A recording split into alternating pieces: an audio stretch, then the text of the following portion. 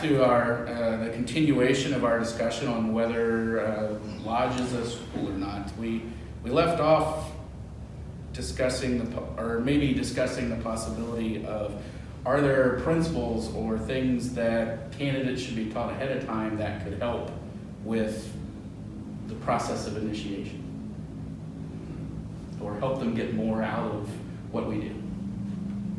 So since the last time we talked, though, you're alluding to the presentation of it in Blue Lodge, or you've come into the Scottish Rite maybe now and you're kind of looking at it? Yes. So okay, gotcha. Either way.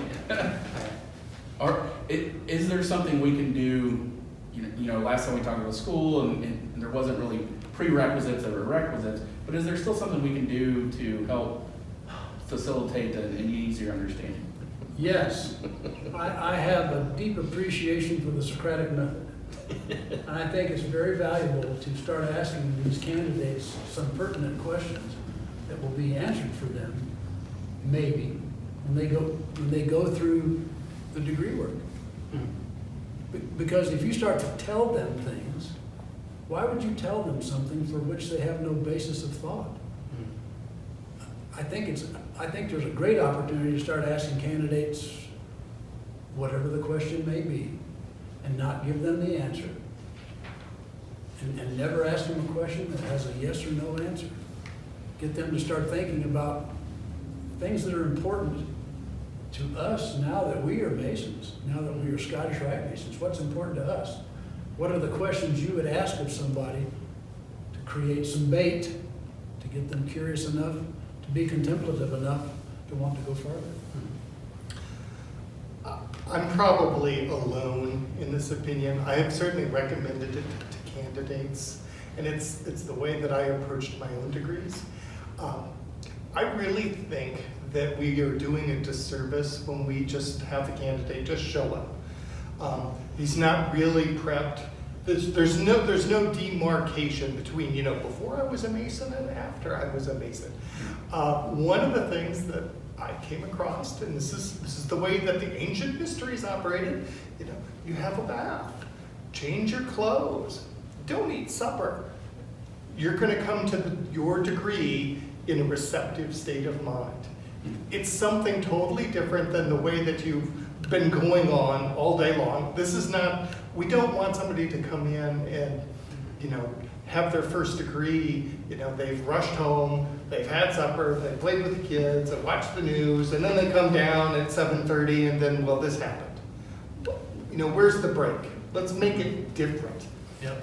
And that's one physical way of, enforcing that. But yeah, there's probably content questions that could be asked. So that just sort of, plant the seed, in advance. So that to me is another way that this is very different from school, because you would never go to school, at least when you're really young, without having breakfast, without, A, B, and C. Yeah, you're being prepped. So that's a very different. But when you're gonna go take that final at the end of the year, I bet you're in a different state of mind than you were the first day of school. Yeah. You go into the final hungry. You've been up all night. At least I was. Get over with. A little contrast. In Arizona, to join a Blue Lodge, you must associate with the members for 6 months before you can receive your first degree. So you're able to establish personal relationships. That opportunity only exists with whoever may have recommended you or signed your petition. Everything else is completely in the dark. Yeah. I remember when I went up for my first degree, my dad went upstairs before me and he said, "You can't come up yet." I couldn't even come up the stairs because that was the way they did it back in 1935. Yeah. Well, Florida, I talked to, the secretary for the Florida Grand Lodge here about 4 years ago, and we were talking about that, and he said, one of the things we do here that might be helpful for you in your lodge is doing the exact same thing, where you bring them in, you get to know them, but they get to know you, and there's a comfort and there's a shaping of that question in their mind, what it's going to be like, and they start to develop a pathway into it that didn't really exist before. And it's more I think the way he put it, more of a welcoming gesture, you know, and where you get to know the person, know who it is that's coming in. And the other thing is if it's not right for them, then that gives them a chance to kind of back out and take a different path if they want. But I think your point to kind of shaping the mindset before you come in is really important, because when you were saying it, I was thinking when I came into my first degree, it was August and it was hot and it was super, you know, everybody was sweating and everything. And you just came, you went from work and you hurried home because they wanted to start at a certain time, and you're just going along, and then you're here and it's like, oh, you know, there's no meditation maybe, or something that kind of starts to set that framework for you. And it's just, I think if we did that, I think it would slow people down a little bit and let them grasp what's being put in front of them. Whereas, you know, when you first come in and do that, you're sitting down and you're going through the degree and you're just kind of winding down while the degree's happening, and you don't really have that chance to absorb it for what you get, you know, and you're blindfolded, right? So, And after you have your degrees, you're called a brother. a brother, yeah. You know, and then there's other people in the room that are your brothers. Yeah. Do you ever wonder if they're your friends? Yeah, because, you know, I would say before mine, I came into the lodge and I didn't know very many of the guys at all.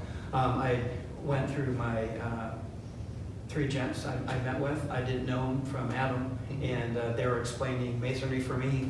And as they were explaining to it, I got to know those 3 guys. So when I came in, those are the 3 people I knew, but I didn't know anybody else. Whereas, you know, kind of a prelude for that to kind of get in and know people, I think is would be a very welcoming thing, and channel the mindset from there on out. So you don't have that before you start school. I mean, you don't when Yeah, well, you you first do. start school. You don't when you may not when you go to university, unless you're going with, you know, a couple of people from your high school. Why is Masonry different? Why do you need that, other than it's a nice to have socially? But as an adult, as compared to a kindergartner, as a kindergartner, you're very innocent and you're open to new friendships, new acquaintances almost immediately. Where when we go into college for the first time, or we go into lodge for the first time, we've been bitten on the rear end many times by life. You know, so we're somewhat apprehensive in some cases and somewhat reserved as well. Yeah. Well, you know, they do kindergarten roundup for the kids too, where they get a little bit of a foreshadowing, I guess. they get to- And then, you know, like when I went to UNI in University of Wisconsin, they had before we went to class, they had a big thing where everybody came to campus and kind of walked around, got your IDs and things together. So even in my experience, I guess, remember saying, each one of us has our own individual experience. They had kind of a precursor, you know, before you kind of stepped into it, which kind of, to me, kind of set the course of what was going to go on. It's like, this is your map, this is the whole campus, this is where all this at, sciences are over here, mathematics, you know, this and that. And here's your card, you're going to need food, it's over there. And that kind of gets, you get Orientation. An orientation, exactly. So I want to just make one point. I want to advocate for your father and his generation's way of doing initiations. I think there's great value in that. I'm happy that as men we meet with candidates, they get to know us. I'm happy that they get to see the building and come down to the social hall and have coffee and participate in whatever level. What I have backed away from in the last 10 years is I don't show them the lodge room. That is, even when they come in for their degree, I make sure that those doors are shut. They do not see that room until the blindfold comes off. I think that's one of the most important things that we should be doing, because I recall, I'd never been in that lodge room before. Dad went up a few weeks before, there was a Twin Lions meeting, and he asked me, and I give Mike his obligation, because he came from Virginia, AF and AM. Anyway, I had the wildest imagination about what it was like in that room as I was walking around being conducted for the first time. That's So, right. yeah, that's very, very valuable. I agree with you. The mystique is removed. Yeah, it makes it special. Yeah.